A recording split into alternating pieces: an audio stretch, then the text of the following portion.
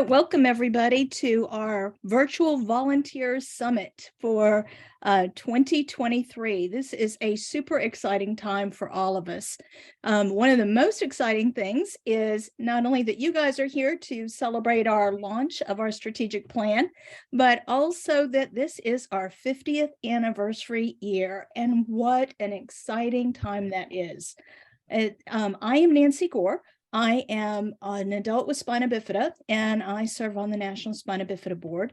I've been a member of the board for about 3 years now, and the board has, the organization has changed so dramatically in the past 50 years, but even in the past 5 years. And we couldn't do any of the work that we've done and accomplished without you guys. You guys are so important to us. Our volunteers are essential. And one of the things that we want to share with you today is the strategic plan that you guys helped us build.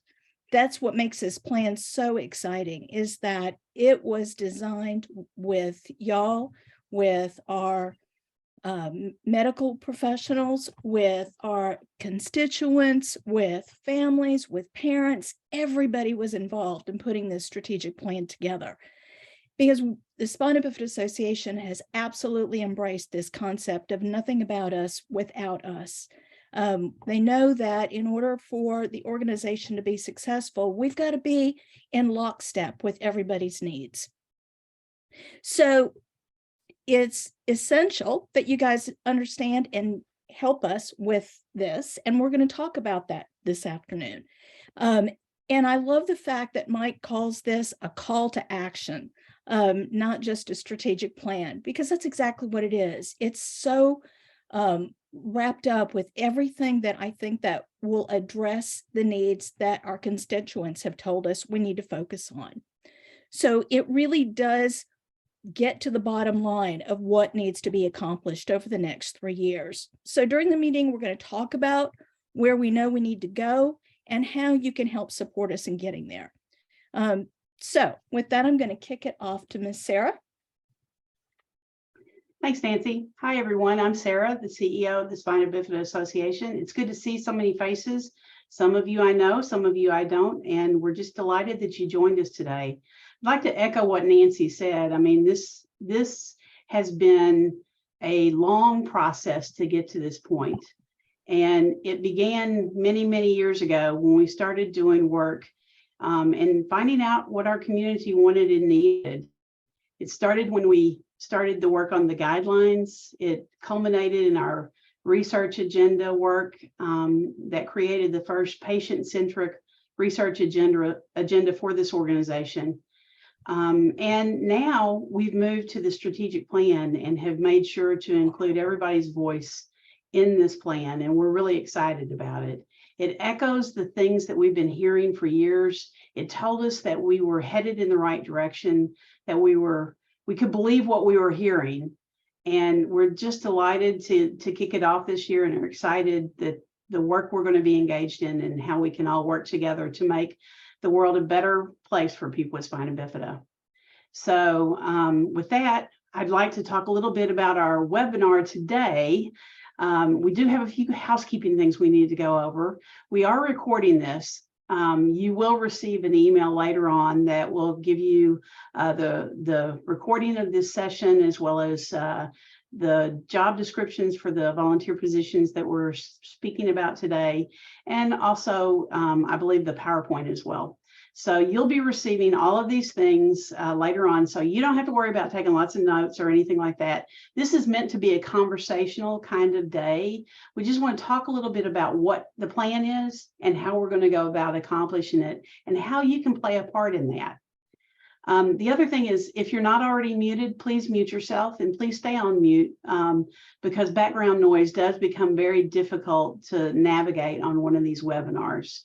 If your camera is on, remember, everyone can see you. So if you're in your underwear from your bottom down, don't stand up because we'll all see it. And if you need to ask a question, please use the chat, or you can raise your hand. We didn't do this in a webinar format. We did it in a meeting format. That way we can have conversation instead of just talk to you. And if we don't know the answer right now, we'll find out and get back to you. Don't worry about that. And there will be a sign-up form at the end that you can sign up for job description for a job that we're going to talk about, a volunteer jobs that we're going to talk about that are going to be key to us being able to accomplish this plan.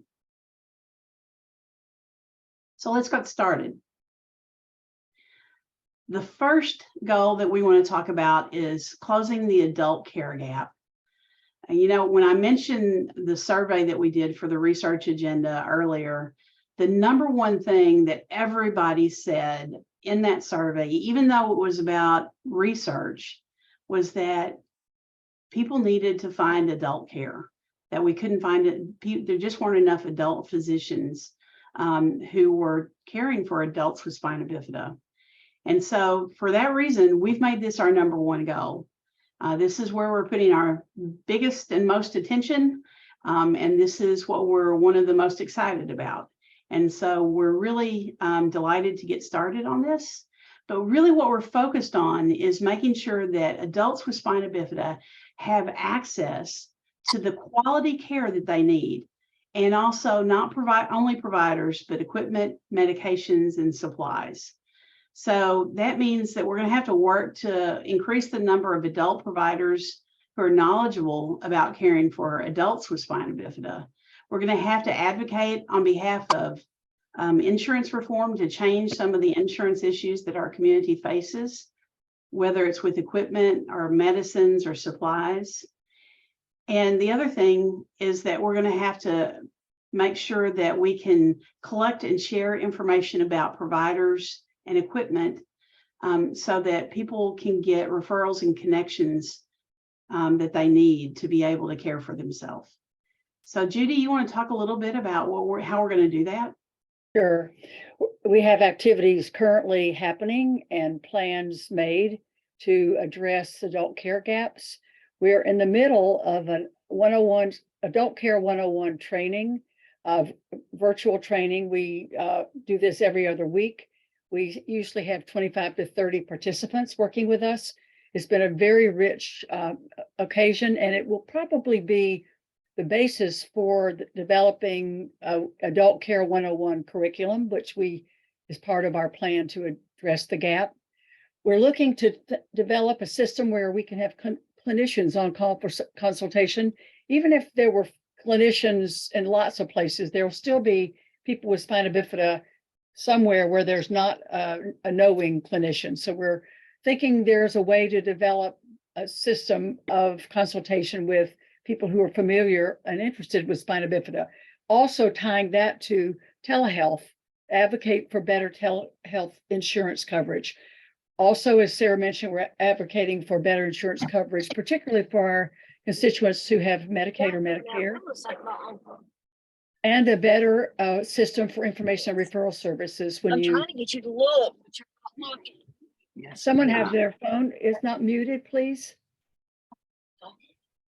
Thank you. So anyway, and we also want to have a better system for information referral when you call our National Resource Center.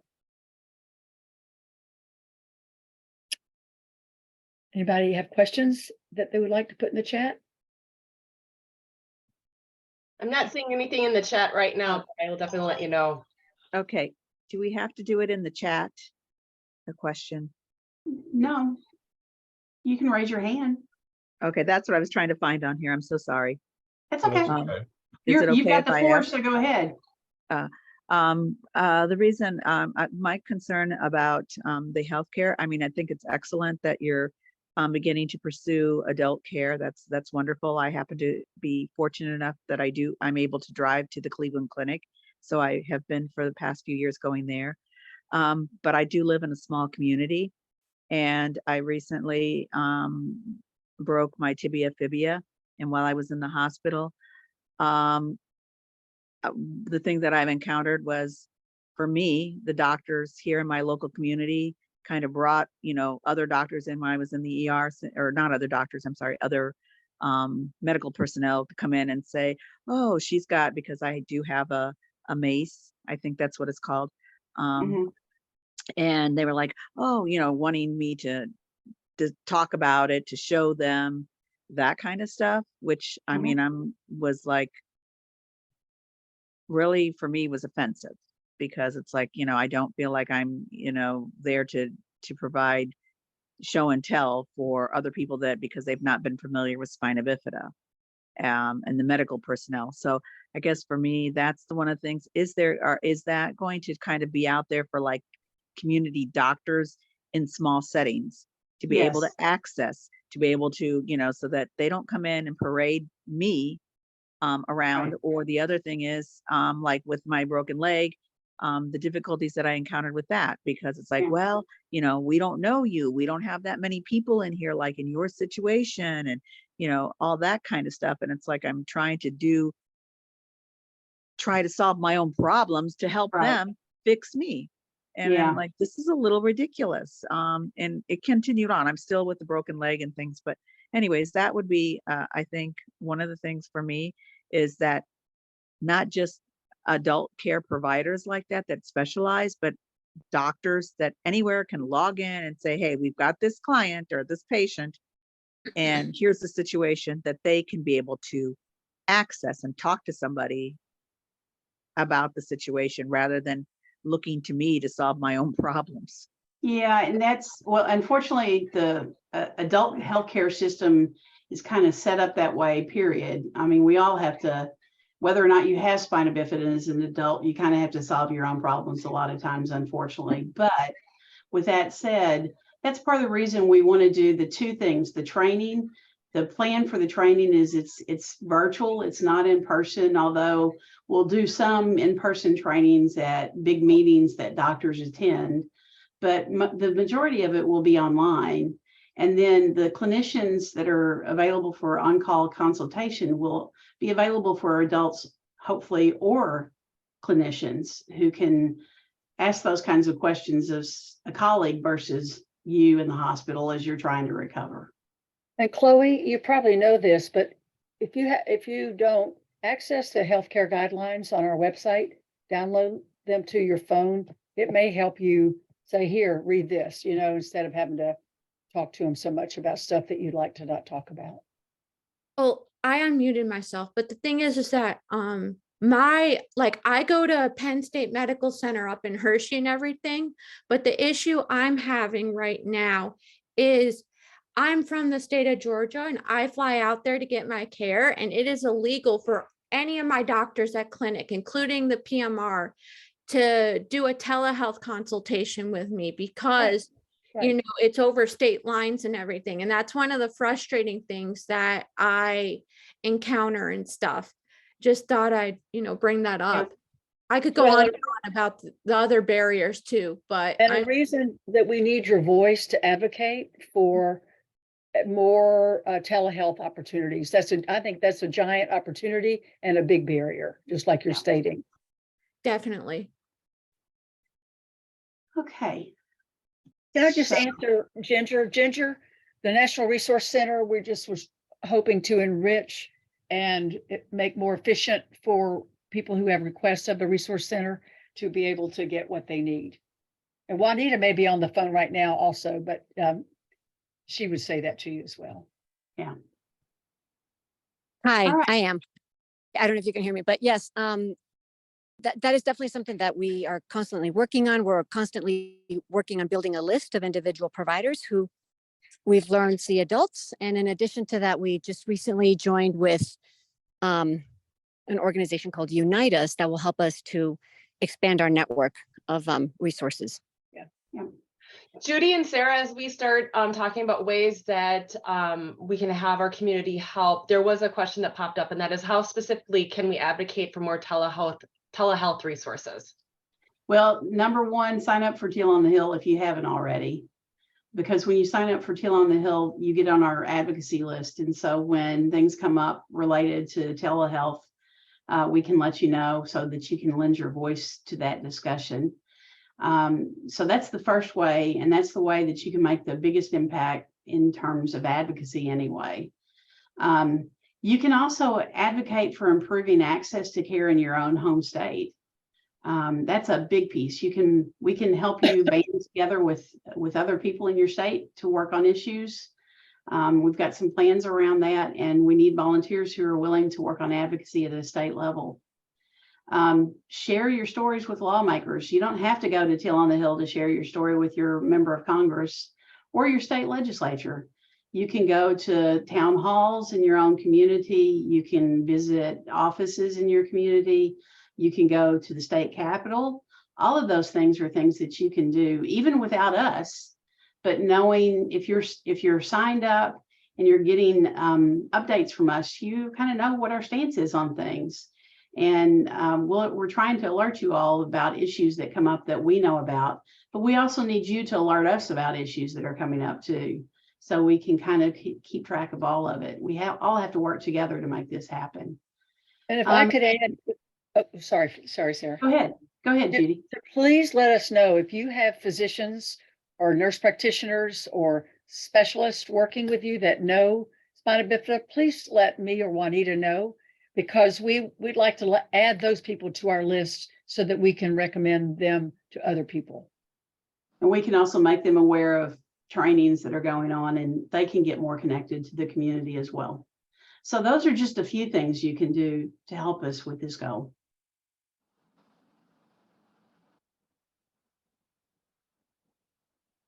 So on the other end of the spectrum is when a parent receives the diagnosis that their child is going to have spina bifida.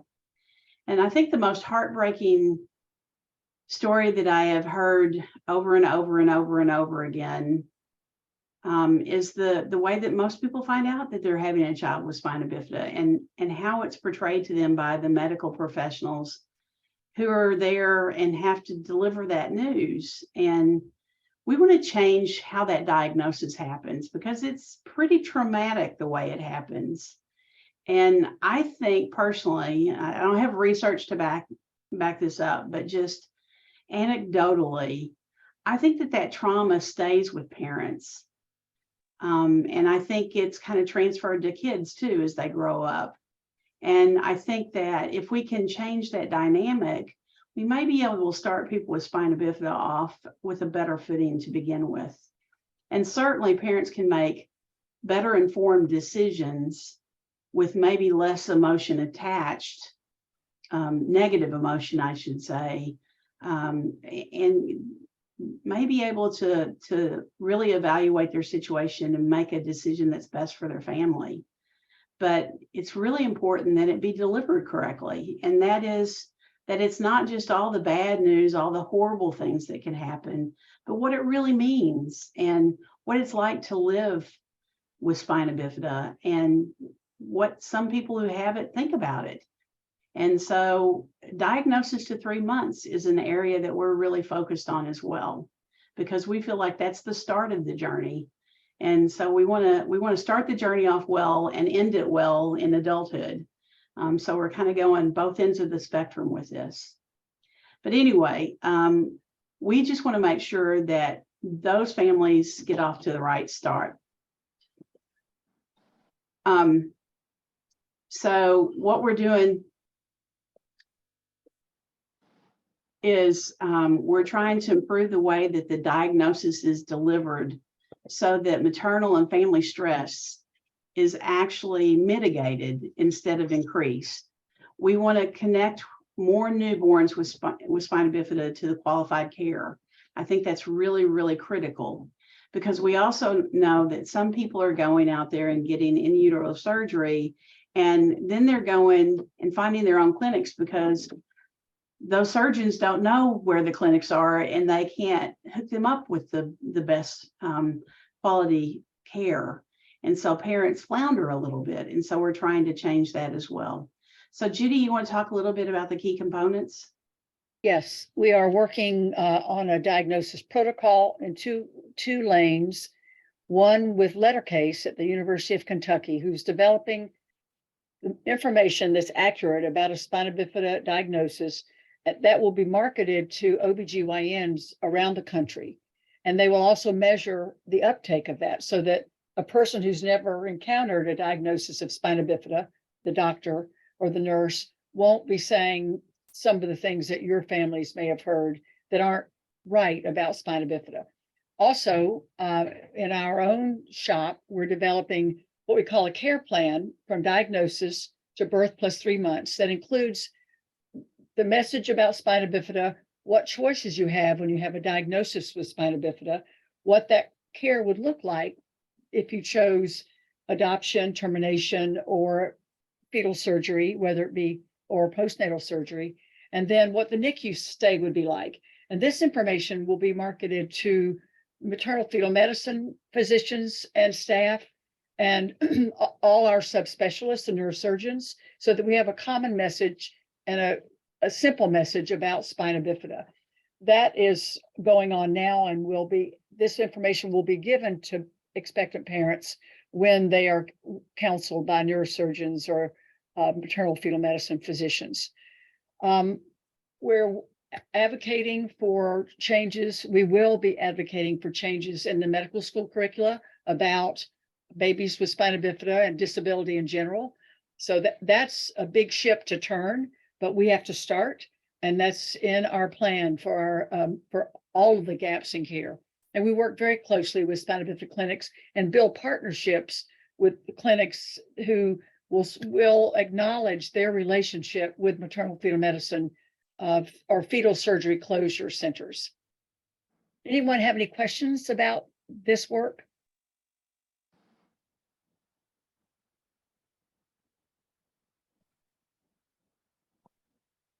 So how can you help?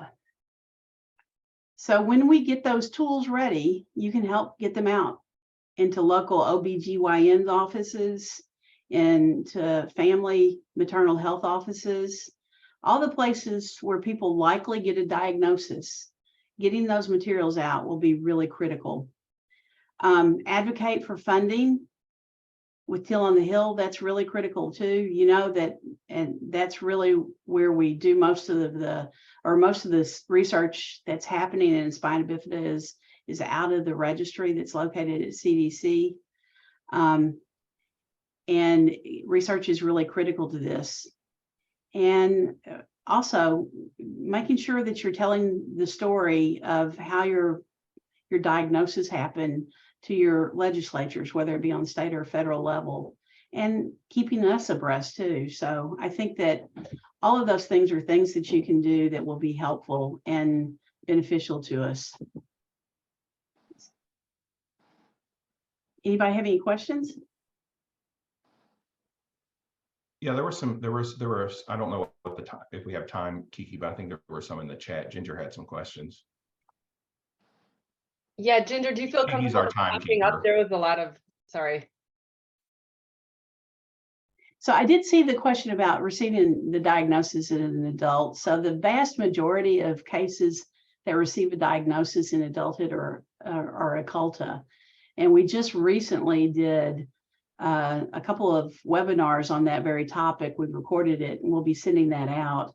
We also created a new infographic that can help people determine what kind of doctor they need to see when they're having pain as it relates to occulta. So it's not in our strategic plan because really the vast majority of people are on the either beginning or adult side. It's getting the diagnosis typically happens in utero. So for that reason, we're not really focused on occulta in our strategic plan, although we have been doing some work in it.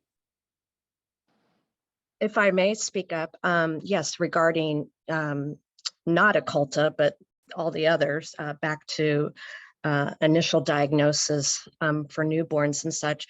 Judy spoke about the University of Kentucky and the partnership with maternal fetal medicine. My question is specifically, how are we going about with starting with Kentucky to communicate to those other MFMs nationwide? Is there like a brochure? Are they just messaging each other? No, there's material that's being developed, and the organization is called Lettercase, and they have done this in Downs before, and so they already have connections in that field, and so they'll utilize those same connections, and we're paying for the printing of the material they're developing, and they'll be sending it out to all of their connections. And also, Excellent, was excellent. that Ginger? Was that Ginger? Yes, Yes, we, ACOG and the American Academy of Pediatrics are a part of the committee that is developing this information. So Lettercase works hard to get the players in with us in the beginning so that we don't have to break through like we're new going out. So, and then we'll watch how that information is delivered and received, and if we can see a change in how the messages are delivered. fantastic. Thank you. We have a couple. Eva has her hand raised, and then after that, somebody has a question about an acronym MFM. If you could explain what that means. But first, Eva, are you there? Sorry, I'm having a little trouble here. Yes, I was diagnosed at birth with spina bifida, but then as things progressed, eventually we came to find out that what I actually had was lipomyelomeningocele.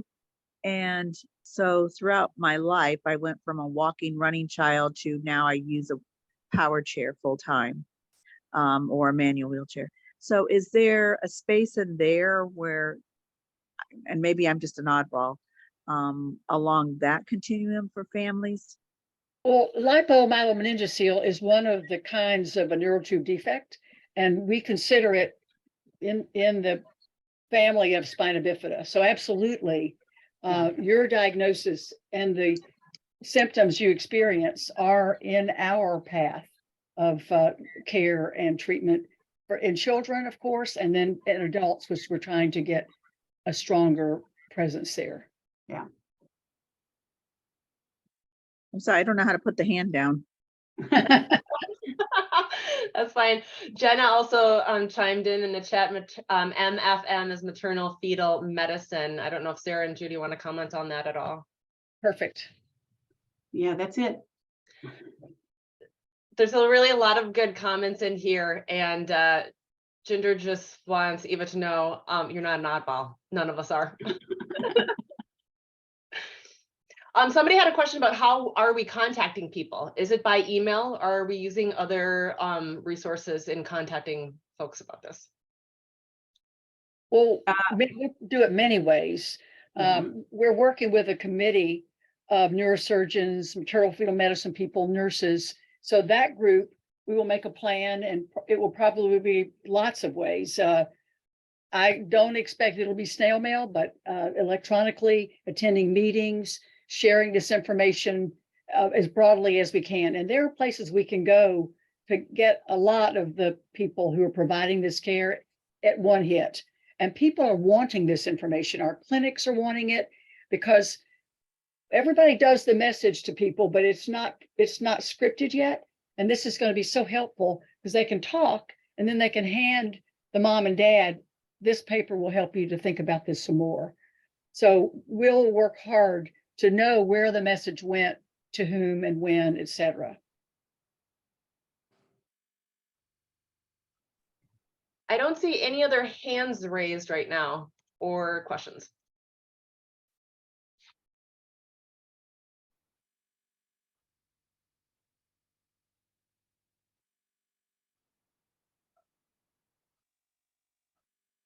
Okay, great. So we'll move on to the next one. First of all, I just want to say I take issue with the oddball comment because I'm the oddball.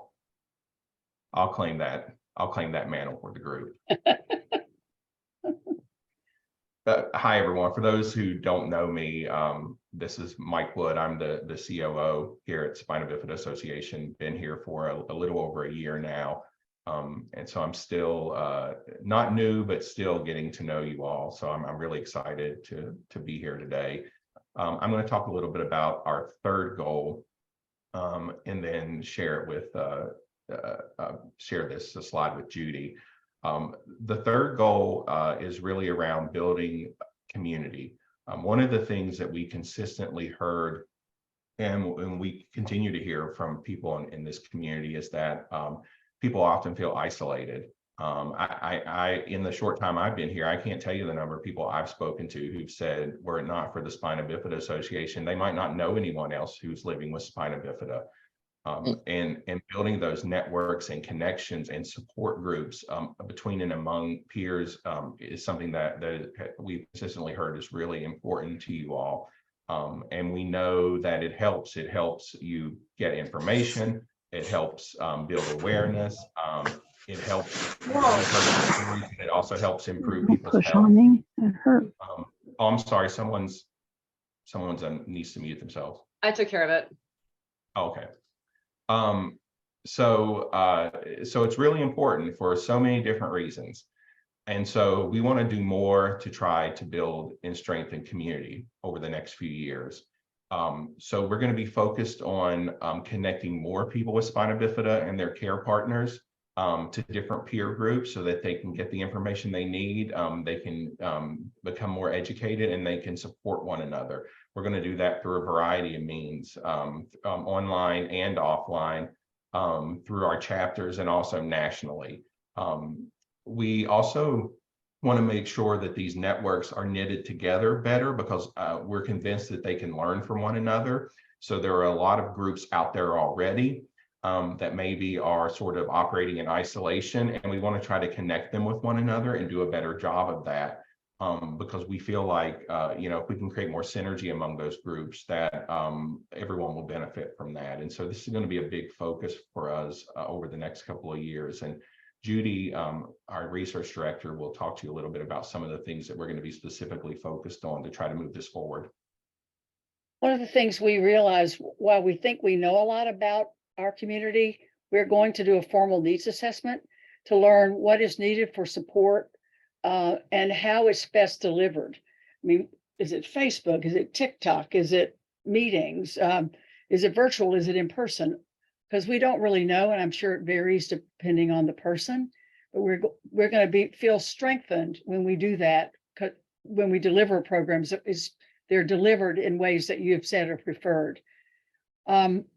One of the things that's not on here is an activity that we are struggling with a little bit. It's called Join the Conversation, and it's for adults. It's run by adults, and it happens every other week at night. And so I don't know if we have a job description for this, but we're looking for some leadership in that arena because we think our adults, they've told us they would like an opportunity to talk to each other. This is not programmed and SBA is not there. We support it and market it.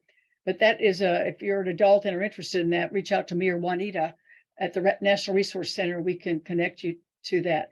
We're also training right now an expectant parent support group, and those folks will be available when a mom or dad receive that diagnosis to be able to connect with a parent who has gone through the receipt of the diagnosis.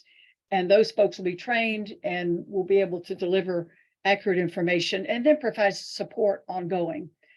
We have an SB Connect program. There's also a support program. It's for families, adults, children with spina bifida. There are several of these groups in the country. We're trying to figure out the formula. They were in-person gatherings, and then COVID came. They became virtual gatherings, and now we're not sure how they ought to go forward. We believe in them. So we're going to learn that either through talking with people or doing the needs assessment. We also are participating, several of our parents are participating in a support, how to support people better. And that's with the Children's Neurology Foundation. The SBA supported 6 parents to participate in that. Some of those parents are involved in the Expectant Parent Support Network training group. Anybody have any questions about building community and ways we're working on it?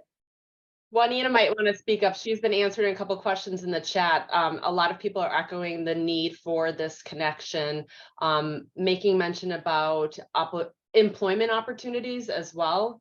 Juanita, anything else that stuck out to you that you'd like to speak on? Well, I think Judy already mentioned join the conversation. It's really was something that started as a result of the pandemic. It was requested by adults in the Adult Advisory Council. And it's something we did for maybe 2 years. I can't remember exactly. And right now it's on a little hiatus because we started, basically we need more moderators or people who want to take on that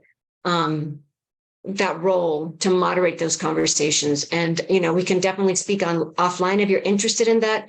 I put my email in the chat, and then, Judy and I can talk to you about that. It's we think it's an awesome program because it is an opportunity just to be able to share what's on people's minds with anybody across the country. You can just listen or share. It's just a really comfortable setting. So that's about in terms of like maybe some emotional or just peer-to-peer support. And then somebody mentioned employment, and you can always feel free to send me a message. A lot of times in terms of employment, you might want to check out local resources like your local Center for Independent Living or your vocational rehabilitation department. Sometimes they have a bad reputation, but the ones that we've spoken to really seem to want to provide resources. So again, just send me a message. Thanks, Juanita. There's some questions about what's the difference between Spina Bifida chapters and the corporate chapter and affiliate chapters. Does this handle connecting? Yeah, I'll take those. The Spina Bifida Association is really we're sort of part of a pretty large network, and hopefully I really want it to grow over time because we want to make sure that we can reach people with spina bifida in every part of the country.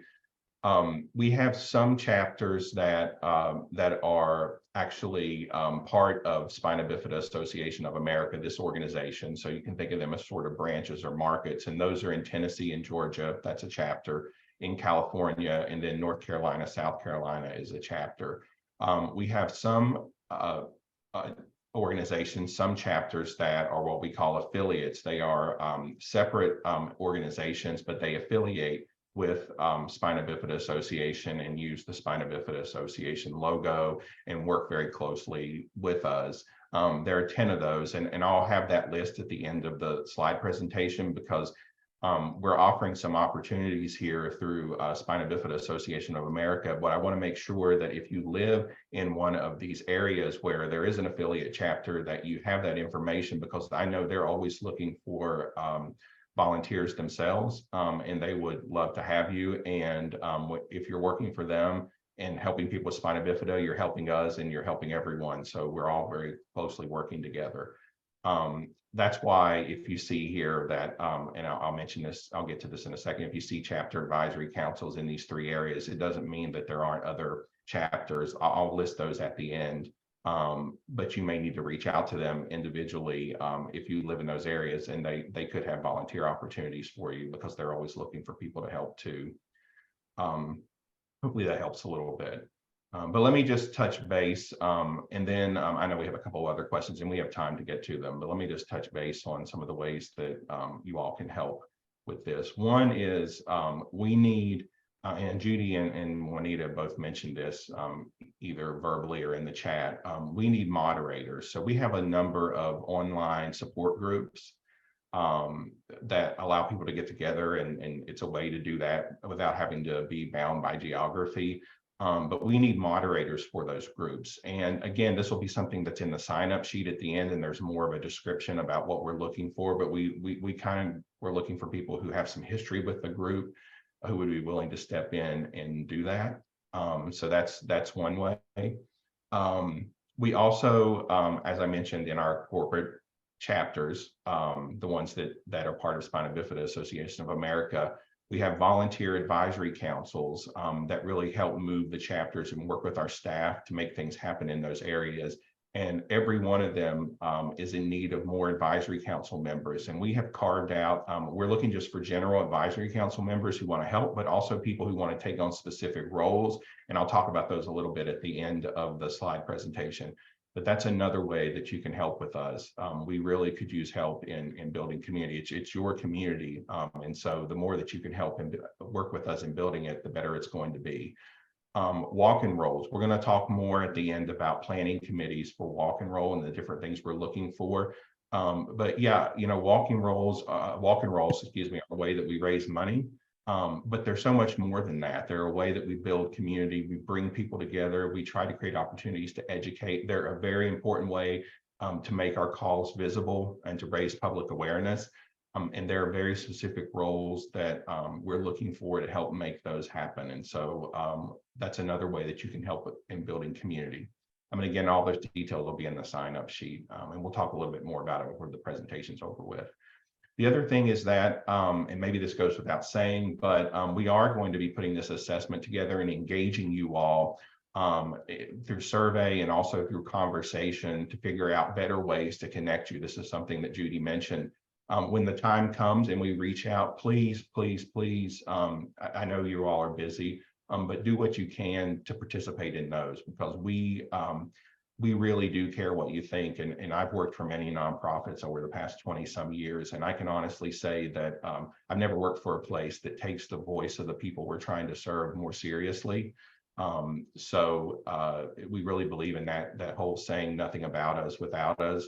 And so if you engage in these conversations and take these surveys, we will absolutely listen to you. That's how we built this plan. That's how we'll continue to keep working. So please try to participate if you can. So there were, those are just a few ways that you can get involved in this area. I think I saw a few hands. Were there still some questions that people had? Kiki, did you see anything? Oh, you're muted.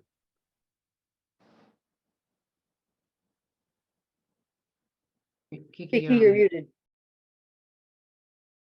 Sorry, you guys. I'm just reading everything. It might be best for you guys, if you have a question, to raise your hand. There's so much fantastic content in the chat. I'm not seeing a whole lot. A lot of people really want to learn some more about getting involved with some specific committees. And we're saving the chat too. So guys, when we do the recording, the chat will save, so we'll have all that. Eva, you have your hand raised? Yes, my question is, where I see you were talking about joining these advisory committees. Everything I see is, though, I live in the state of Ohio, so I don't see anything pertaining to like Ohio and stuff as far as like joining a committee or that kind of thing. So that was my one thing that I noticed when I first, those questions that you sent, was how it was other states. Yeah, I mean, we don't have a chapter in Ohio, but there are things that we're doing. There are ways that you can get involved that that don't require, that aren't sort of geographically bound. So for example, working with some of these support groups that we have that are virtual. And I don't know, Judy would know better than me. I don't know if we have any connect groups in Ohio or not. Not at this time. No, but that's something that we should talk about, because there are places around the country where we aren't as active as we should be, and we need to get more active. Eva, where in Ohio are you? I live in a little town called Findlay, Ohio. It's about 45 miles from Toledo, Ohio. In Toledo, so you're up in the northwest corner. Yes, that's Okay. why I said I go to my I've been fortunate that I am able to, I do drive and have a vehicle, so I am able to drive myself to the Cleveland Clinic. So that's, Okay. so I do go to Cleveland. Okay. There's a question about reaching out to mom and pop organizations in the areas where we don't have chapters, where we could potentially create one. Any comments on that? We're interested in working with anybody. I mean, the fact of the matter is, this is a rare condition, and if we don't work together, we're not going to get very far very fast. And so if there are other groups that are interested in and want to work with us on some of this, we're more than happy to talk with them about it. Yeah.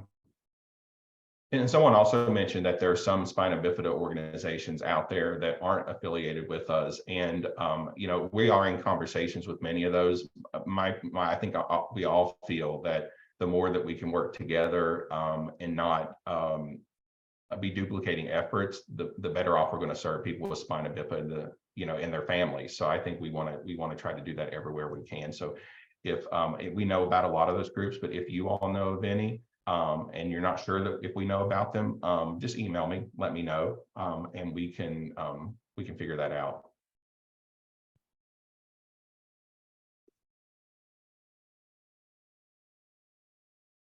Someone else had a comment about Sarah, you and I, we could probably address this, but how do we sort of address the myth that you know, all the resources that we raise just go to, you know, quote unquote DC? Well, considering that most of the resources we raise pay for the people who do the work and hardly any of them live in DC, I think we can pretty easily dispel that kind of myth.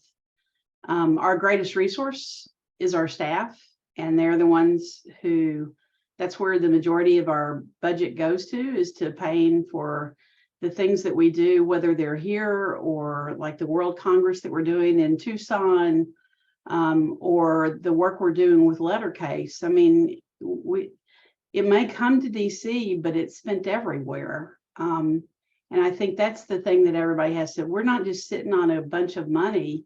When we get money that comes through the door, we put it to use doing all the work that's in this plan, because you know what? No money, no mission. We can't do it without resources. And so you know, I don't know where that myth came from, or I don't know how to dispel the myth other than to say, our books are open. We put our 990 and our audit on the website every year. And every penny that we bring in goes out in the programs and the services that we provide. And oftentimes our reserves pay for the difference. So we're not raising as much as we actually spend on the sort of resources that we provide. So when you think about it that way, we're actually in a position where we're trying to find a way to raise more money outside of our community to fund the work that we're doing, because it's so critical. Yeah, and just to add to that, whether we're you know, we're providing services that I would say meet people where they are in the here and now with your immediate needs, or we're doing the kind of work where I think about it as sort of swimming upstream and trying to figure out, okay, how do we fix the root cause of this problem? At the end of the day, the beneficiary is someone who is living with spina bifida, who lives in a community somewhere in the country. Okay, so let me, I want to just be mindful of time. Let's pass it back to Sarah so we can talk about the fourth sort of externally facing goal that we have. So this is they're all my favorite goals, don't get me wrong, but research is the area that I really think is the place that we're able to make a huge impact, because not enough research has been done in this community. The things that we don't know so far outweigh the things that we do know that it's not even funny. And every time we get a little bit more information, then that opens up 20 more questions that we need to answer. And so research, I think, is critical to being able to provide some answers for people, and maybe being able to change the care that people get to the better. And that's really what this is all about. But the other thing is so that spina bifida is understood, and people and the challenges that people have with spina bifida is better understood. So those are really critical as we move forward to being able to kind of take this condition out of the shadows and make it a little bit more understood medically and in the general public as well. And so what we are focusing on is we're trying to get better access to quality and comprehensive and community-centered research and data. That's really what we want. We want access to that kind of data. Some of it comes through the registry, some of it does not, and some of it we're going to have to create ourselves. So really our first goal is making sure that registry is whole at CDC. Most people don't understand this, but every year we have to make sure that that registry gets funded. It is not automatically refunded at the same level every year. So every year we have to fight to make sure that it at least gets the same amount of funding, if not more. So that's part of the reason that we go to the Hill and we ask for that funding, because if we don't, nobody else will, and it'll go away. And our main source of being able to answer some questions goes away as well. But we also really want to focus on additional research, some that's done at other places in the federal government, or that's being done elsewhere with universities or in our community. I think that's really important. We want to find funds to be able to pay for some of the research that's in our community-centered research agenda. I think that's critical we've got people right now who are trying to figure out how to do it without any funding. You don't get very far in research if you don't have funding to pay for the effort. So we want to focus on that. And then we want to make sure that once that information is collected, that it gets out into the hands of the people who need it and want it, whether it's researchers or your hands or your family members' hands. You need to have access to what we find out, because it's critical. It can help you to understand that you're not alone, that others are experiencing the same things that you are. And so I think that's really important too. So Judy, how are we planning on doing that? Well, I want to add on to what you said about the registry. The registry at CDC has data on more than 11,000 people with spina bifida. Most of those participants in the registry are children, which is one of the reasons we particularly want to have a patient-reported outcomes registry, so that it would be for all of our community, but it would be maybe the most important way to learn about our adults, their medical situation, their social situation, their employment situation, and that would also tell us what we need to do more to help that community. Our community-centered research agenda, if you have not seen it, please go to our website. It is there, and I bet Juanita will put that in the chat. It's the agenda that represents the most important issues faced by adults with spina bifida and parents of children with spina bifida. And we now have 6 working groups that are developing research projects to answer those questions. That's where Sara noted, eventually we'll need to get money. Those groups will go looking for money, and maybe one day Spina Bifida Association will have some money for certain of these projects. But we're looking at urinary and bowel incontinence, mental health, transition, self-management. Oh, and one more. I can't think of it right now. Usually, did I say transition? Mental health, transition. Anyway, go look at the research. What'd you say? Did you say weight management? No, and weight management. These projects will be presented at poster session at the World Congress. And I want you to know about the World Congress that's going to be held in Tucson, Arizona, March 22 to 25. It's an amazing this one's in 5 years conference that brings together clinicians, people with spina bifida, all kinds of healthcare professionals to talk about the work they're doing and to present it to each other. And we are really excited about this. There are more than 182 abstracts being presented and 82 posters being presented. So again, that's more information is on our website about that. Sara mentioned advocating for funds for the registry. This is where your involvement with Teal on the Hill can be really helpful. When you say how your questions aren't answered or they don't know how to take care of you, I think that it'll be a really good, this is my message. Is that my message, to be quiet when you move forward? Anyway, if you have any questions about this, there's a lot of work happening. I know Laura Carlson, our volunteer research coordinator, is on this call. So she would also have a lot of the answers about the research work that we're doing. So questions? I have a question. I think you talked a little bit about it, but somebody else asked. So I'm playing my newbie card because every time if you tell me 5 times, then it's going to start to sink in. Why does it continue to say 166,000 people living with SB? This has been the number for years and years. This question. That is the number one. When I went to work at CDC, the number estimated in a not too good process was 78,000, y'all. And that was in 1978. So some people there did another estimate, came to 166,000. Fortunately, that abstract was published, even though the paper was never peer reviewed. So that's the number we have, because we don't have a number. I think Mike put in the chat that CDC has funded an organization to do a model, to conduct a model analysis of the number of people living with spina bifida. And they all are including, I think, Sarah, spina bifida occulta in that. Yeah. Because there is an ICD-9 code for occulta, so we can, using that kind of system of looking at medical records, find those people as well. So that's And why I we do don't. believe that they plan on talking about that at the World Congress. And by the way, the reason CDC is doing this, SBA advocated on Capitol Hill that we need a count of how many people we have. They said to CDC, you need to do a count.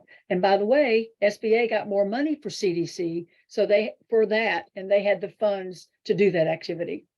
Right. I'm gonna give Now, you so a hand clap for that. If you What? don't think that advocacy matters, well, it does. The advocacy we do actually makes a difference. And your voices are the strong voices. Chloe's been really patient with her Yep. hand. Chloe, do you have She a question? has. Yes, I was just wondering, I think you guys are doing a phenomenal job with everything you do, and I greatly appreciate it. However, if this already was answered, I deeply apologize, but Okay. with the research that's being done, is there gonna be any research about spina bifida occulta? And I feel like that there's, people say that it doesn't cause problems, but I have back pain. I have bladder, I have a cold tether cord, so I have bladder and bowel problems. I'm an ambulatory wheelchair user. But again, I think you guys are doing a great job, but I was just wondering. Occulta is not on our radar screen for research. It is on our radar screen to provide support, help, guidance, and please look at that decision tree that's on the website, if you haven't already, Chloe.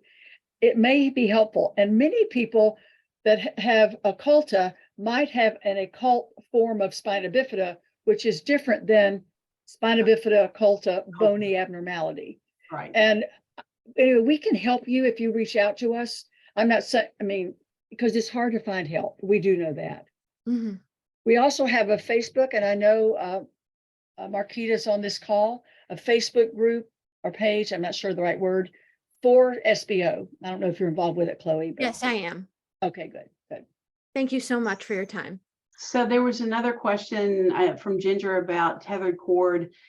Is it on our radar? It is not on our radar because it was not a part of the community research agenda. However, it is on the registry radar, number one, and some of the neurosurgeons' radar, and also on AHRQ, which is a federal agency, and we are involved with them. So while we may not make it a part of our research agenda, it does, and occult is the same way.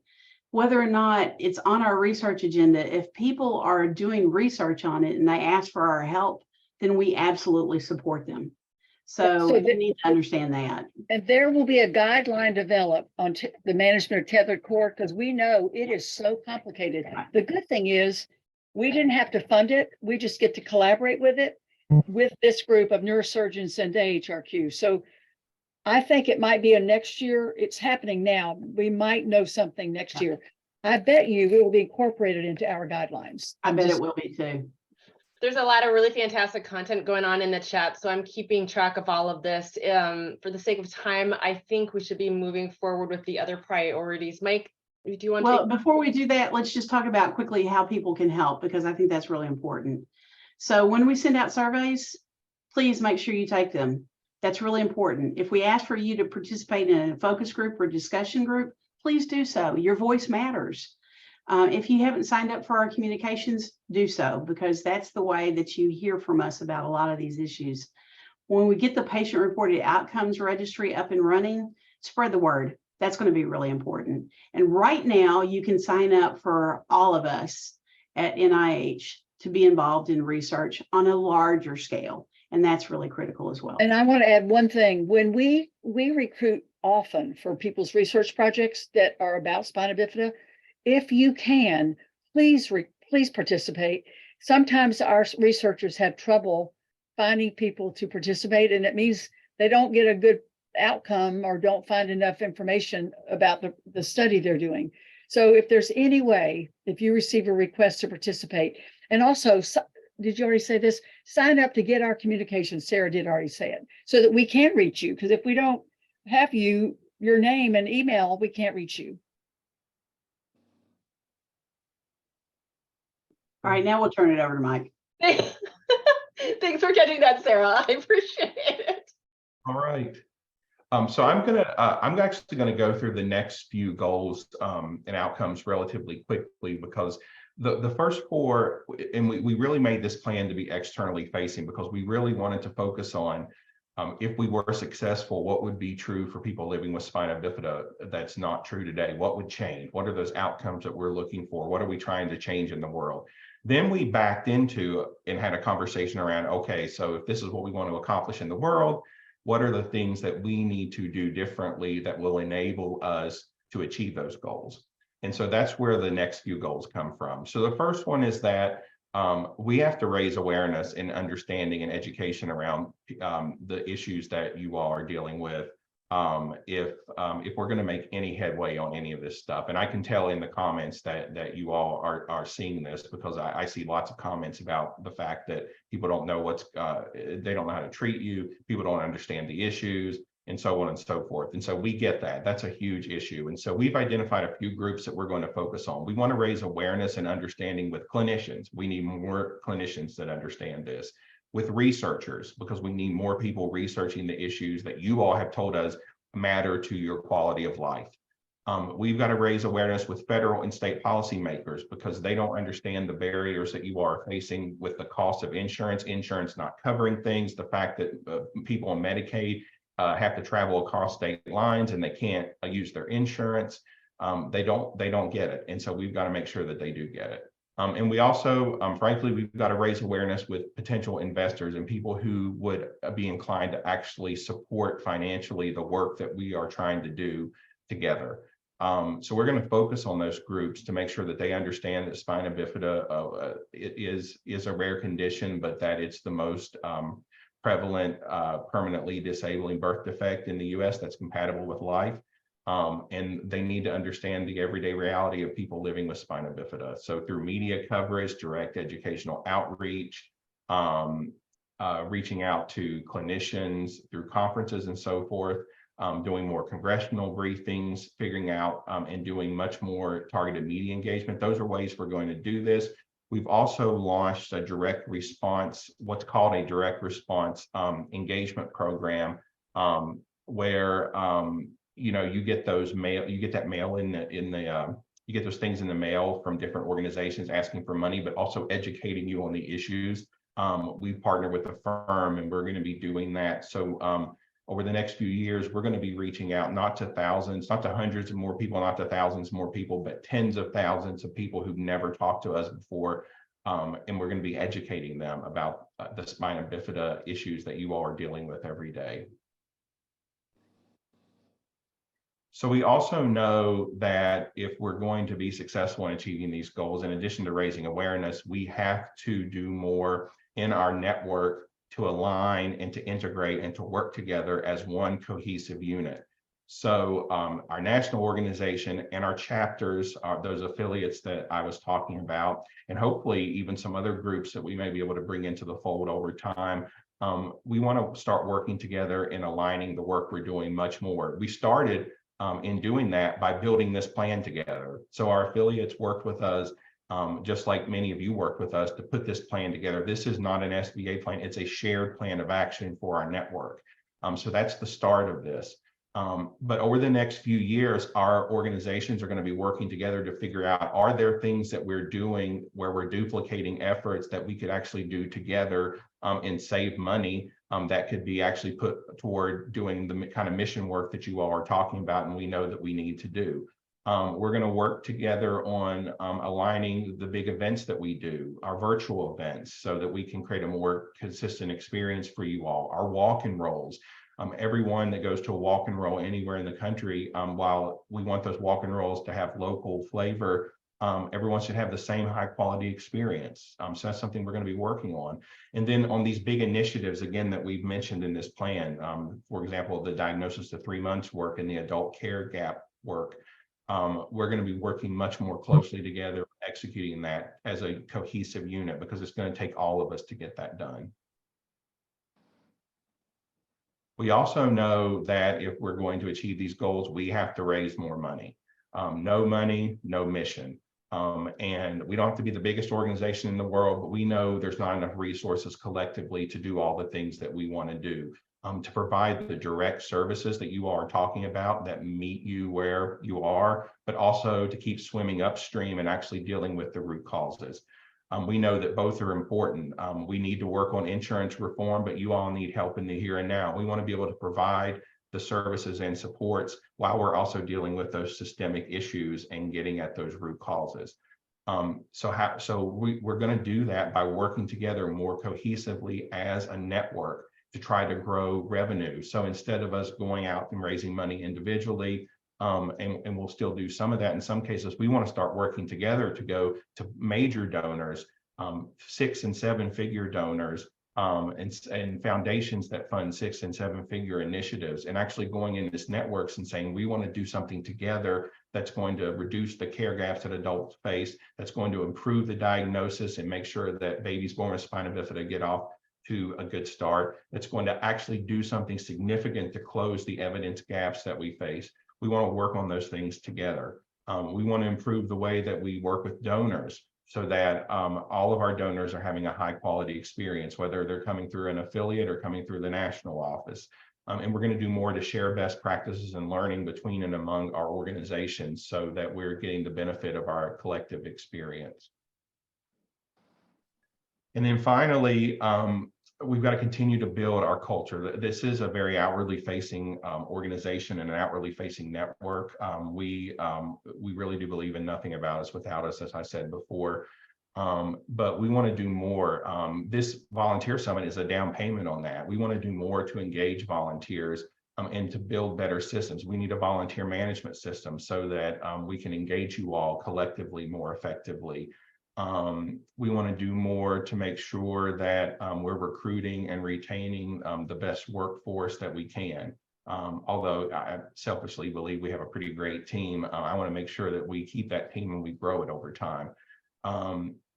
We want to do everything that we can to make sure that when you all are engaging with us, that you're having a fantastic experience and getting to bring your best to the table, and we're leveraging that because there's so much talent out there, and again, we can't do this work alone. So those are some of the things that we're going to be doing internally, as I say, to get our own house in order so that we can do the work externally much more effectively. So with that, I'm going to kick it back to Libby Reardon on our team. She and Kiki work together to manage our special events and specifically our walk and roll. We're going to talk a little bit about that because walk and roll, as I mentioned before, cuts across everything that we do, and there are some specific volunteer needs. And then I'll come back on and talk about some other volunteer roles that we have that we're looking for. And then we'll get to the sign-up sheet and take a few more questions and we'll wrap it up. Hi, everybody. Thank you, Mike. As he mentioned, I am the director of special events. And so Kiki and I work over our walk and roll program. And so these are some fun pictures from the 2022 season. We are working hard on launching our 2023 season right now. But for those of you who have never attended a walk and roll before, it is a 1-mile non-competitive family-friendly event. They are usually held in the fall, September and October.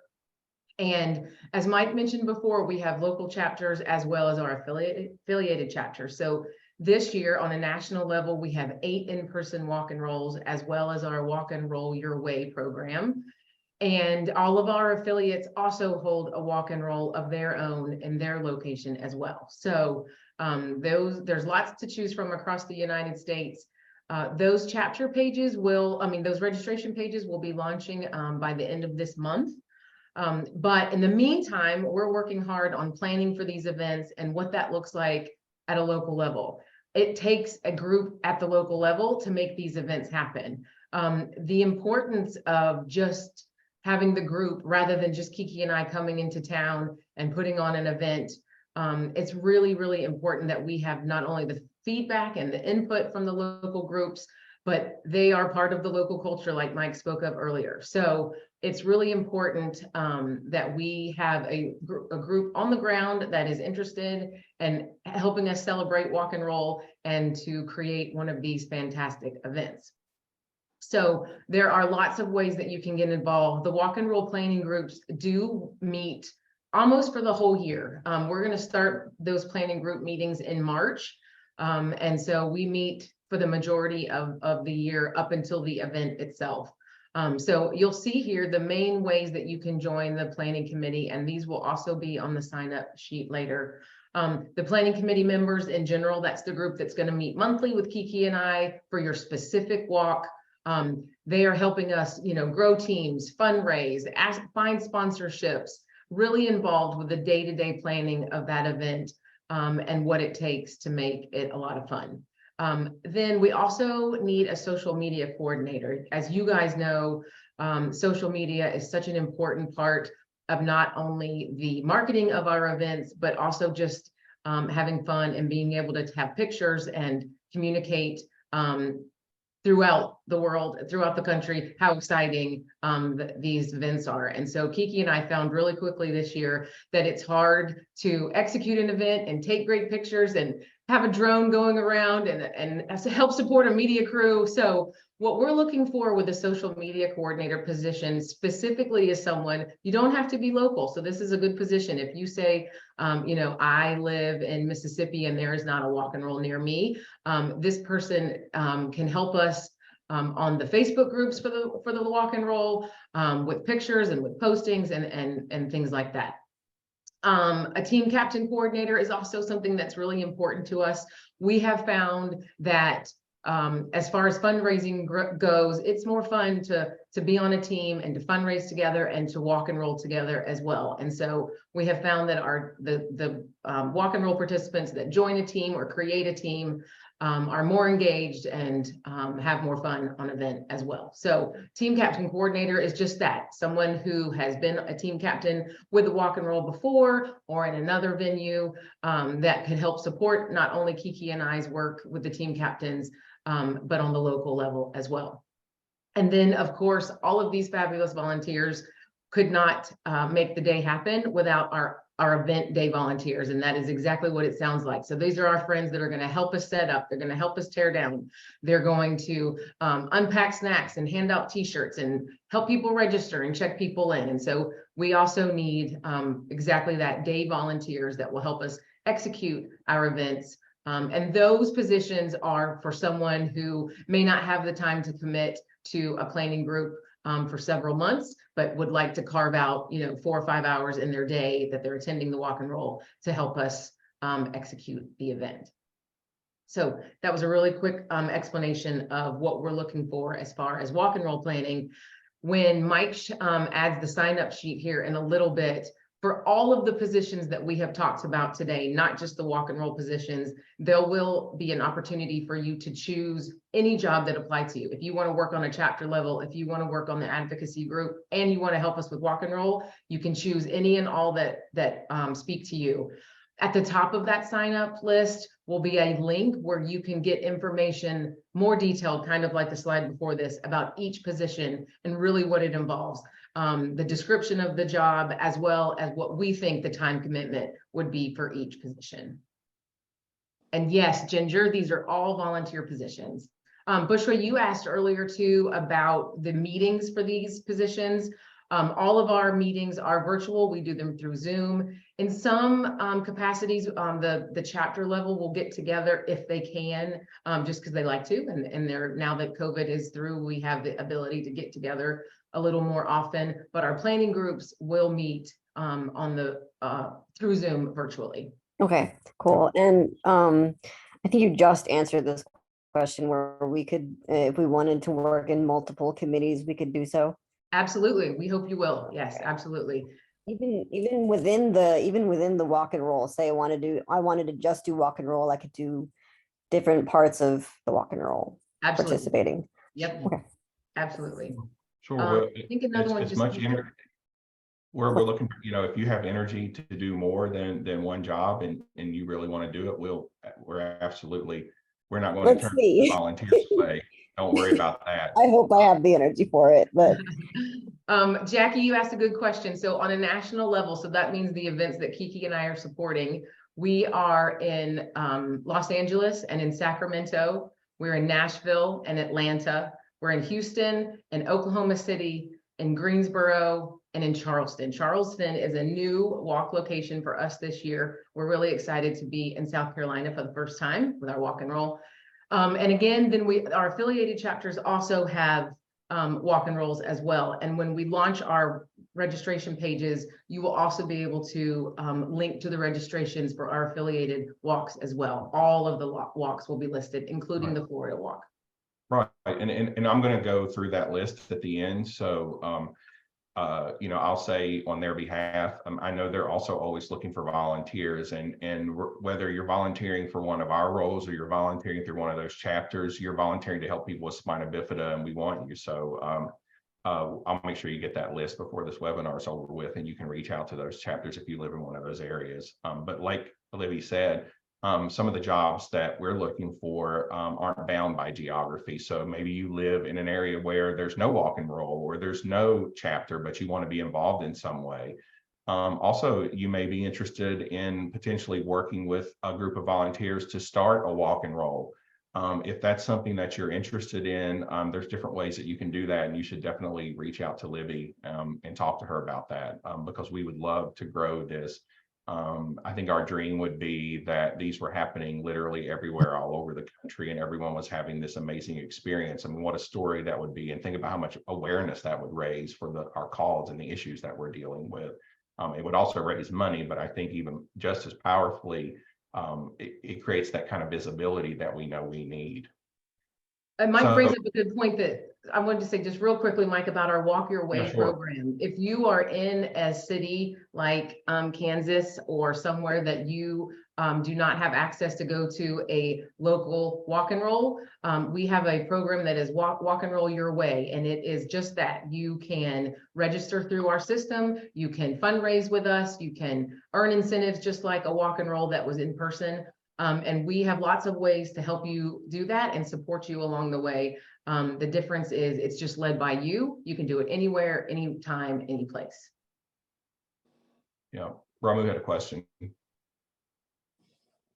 This is Ramu. More of a comment actually about Walk Your Way. I think it's also important to note that when there are big like state and multiple state chapters, to remind people that the walk and roll is raising funds for the whole chapter. So even though that the walk and roll is named after a city, if you join that walk and roll virtually, even if you're like many miles away from that city, you're still helping your community. So if we don't clarify that, I feel like a chapter loses out on funds. Yeah, great point, Ramu. That's exactly right. So, for instance, the Atlanta Walk and Roll takes place in Atlanta. However, those fundraising dollars support the Georgia, Tennessee chapter, as well as the Nashville Walk and Roll supports the Georgia, Tennessee chapter. Yeah, I think, and that's definitely true. I think I would also add, and I hope that we, this is the way I think about it, is, we do have chapters, but I also think about the fact that our real chapter at SBA and all of us is the United States, and people living with spina bifida in every corner of every part of this country. So whether the resources are specifically going to a geographical subset of the United States or not, everything that we're raising, every penny that we're raising is going to help people living with spina bifida somewhere in this country. And it's going to take all of us working together to make sure that we're reaching all those folks and supporting them the best way that we can. So, so let me just touch on a couple of other roles that I'd mentioned earlier. So we talked about the walk and roll positions that we're recruiting for.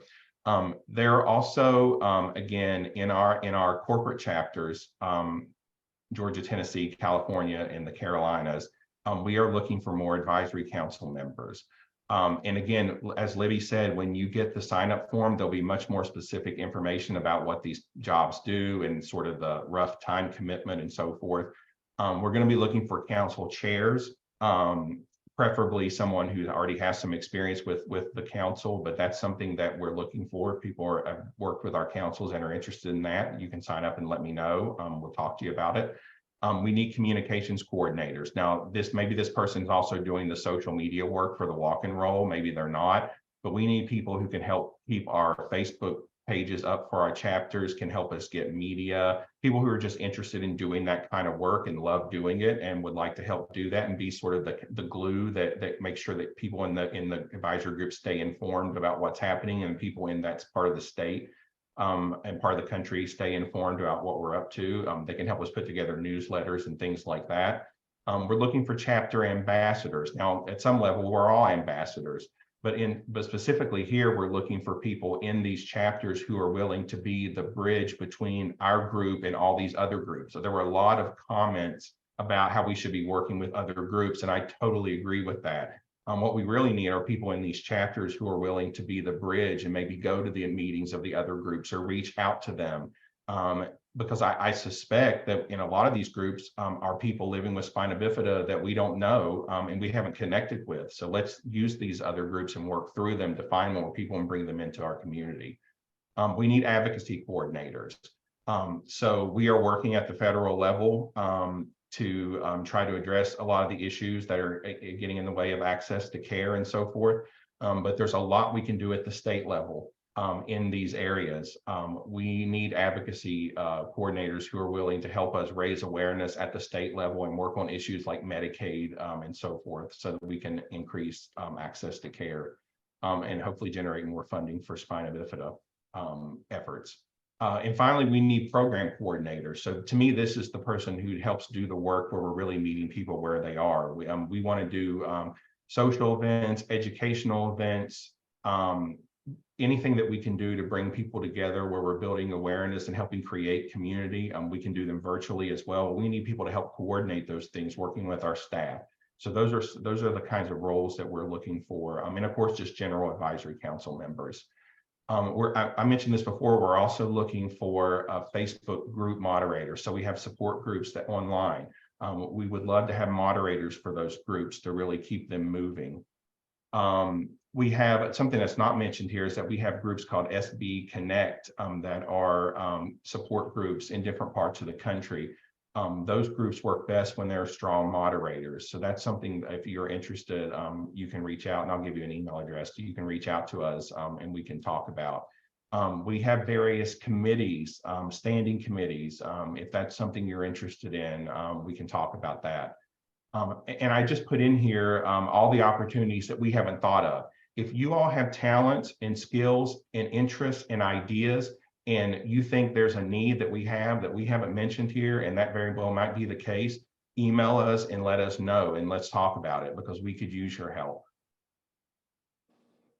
So how do you do that? How do you stay connected with us? You can do it through Facebook. You can do it through Instagram, LinkedIn, TikTok. We have TikTok. And then you can email us. So we just set up a new email address, volunteer@sbaa.org. So please, if there's not something on the form that piques your interest, but there's something else you want to talk to us about, just email us at this address, and we'll make sure we get back to you. And again, we're going to send all this out, so you don't need to write this down. And Mike, they can do the old-fashioned thing and call us. Yeah, you can do that too. So some people still like to do that. You can still call us, and that number's on our website. I don't have it handy, but you can tell how much I use it. But yes, you can. You can just do it the old-fashioned way. Also, I mentioned this, and I said I would get to it. We have affiliate chapters. These are their website addresses. There's 10 of them around the country. And they are always looking for volunteers, and they also need help. So if you live in one of these areas and you want to volunteer, but you don't see an opportunity that you've heard today that you're interested in, I would definitely go to their websites and reach out to these groups. And I know they'd love to work with you. And again, you're going to get this, so you don't have to worry about writing it down. finally, drum roll, please. If you are interested in any of these jobs, you can sign up with us. And allegedly this link will work, but if it doesn't, we'll drop it in the chat. Libby, I don't know if maybe you could grab it for us. We'll drop the link in the chat to the sign up form. I'm not sure. Allegedly, this is supposed to work on the slides, but I'm not sure if it will or not. But we'll make sure that you get it in the chat box. And again, we're going to send it out after this webinar as well, so you have it. But it's just an easy sign up form. It's just for you to. It doesn't mean that you're committing for sure. It's just a way for you to say, hey, I'm interested in possibly doing this job or that job or multiple jobs. And again, when you get the sign up form, there'll be another link where you can actually see the descriptions. Libby just put it in the chat, where you will see the descriptions that sort of explain what we're looking for, the kind of person we're looking for, what we think roughly the time commitment is. That's always hard to estimate, but we tried to give it an estimate, a monthly estimate. But please let us know. And if you know people that weren't on this webinar that might be interested, pass the form on to them. We're always looking to find new people and bring more people into our community. Yeah, this recording, our descriptions of the volunteer positions and the sign up sheet will all be emailed to you, and it will live on our website as well. I know we're almost at time, but were there any burning questions? Again, if you had questions and you dropped them in the chat and we didn't get to them, we are going to go through that chat and make sure that we get back to you. But is there, in the minute or so that we have, is there a burning question? I just want to take a minute to say thank you to everyone for taking an hour and a half out of their Saturday afternoon. Excuse me, and sitting through this with us and listening to all that's going on, and for your wonderful questions. The conversations that have been going on in the chat are amazing. Shout out to Ramu. Man, you did a great job of queuing off everything we said and finding the resource on the website and putting it for everybody to see. Can we just hire you to do that from now on? Because that was amazing. Seriously, thank you all for taking the time out to join us. This is, after all, a voluntary health agency. Without volunteers, we do not exist. We cannot do the work that we are here to do. And you are an important part of the team. Without you, we will not be successful. Now, Nancy, did you have any closing comments? No, I thought this was a great session with some wonderful comments. Everybody was engaged and involved, and we really do appreciate everything that you guys do. And as volunteers are so critically important to us, and we really appreciate you guys. So thank you for giving up, as everybody has said, giving up your Saturday afternoon for this. All right. Maybe one quick comment and then we can close out. Eva, you had your hand up. Yes, this is just, and I'll try to be real brief. I do work part-time. I've been blessed to be able to work 3 years now. But one of the things, and we're talking in regard to deployment and like advocacy and things like that. One of the things that I'm currently going through, and I would very much be interested in, and I'm wanting to be able to write letters and things. And again, not trying to discriminate against people that are blind, but one of the things that am encountering now is because I am making over what is allowed for the substantial gainful employment. And so because of that, that means I'm going to be losing the disability income that I've been getting, but that actually helps keep me right now, while I've been able to get it, is helping to keep me out of poverty. And so that's some area that I'm really interested in, is that if you are working, to be able to earn the same amount of income as somebody that has low vision or blind impairment, because they are allowed to make like $1,000 more. So I don't know what area or things like that. I know that's kind of like a little bit off topic, but No, I'd be interested in something like that. Actually, Eva, you're absolutely right. We're part of an organization called CDC. It's changed its name. It used to be Citizens for Disabilities, but now it's a consortium of some sort. Anyway, it's a disability organization that will focus on issues such as that. I actually signed up to be on their Social Security task force for that very reason. So it's not an area. This is one of those topics where we join with others because others are also working on this, and so it makes more sense for us not to take the lead, but to be part of a larger process that's actually going on. So if things come up on that, I will be glad to share that with our community so others can know about it. But we are part of a larger group that's working on that issue, just so you know. Thank you. Just a word, we are a voluntary health agency, so our primary focus is health. That's how we were organized. That's what our articles of incorporation state.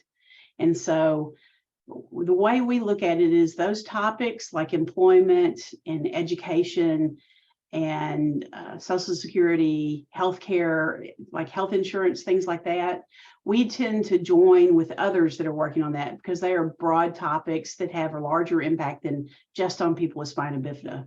Where we take the lead is in issues that are related specifically to spina bifida because nobody else is doing that. Tons of others are working in those other areas, but nobody else is your voice.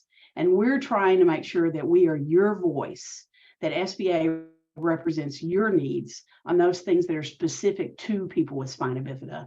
So that kind of helps you understand sometimes why we're the lead on some things and why we're just participating with others on other things. We can't do it all. We're a small organization. So we put our resources in the best bucket that's going to work for you all.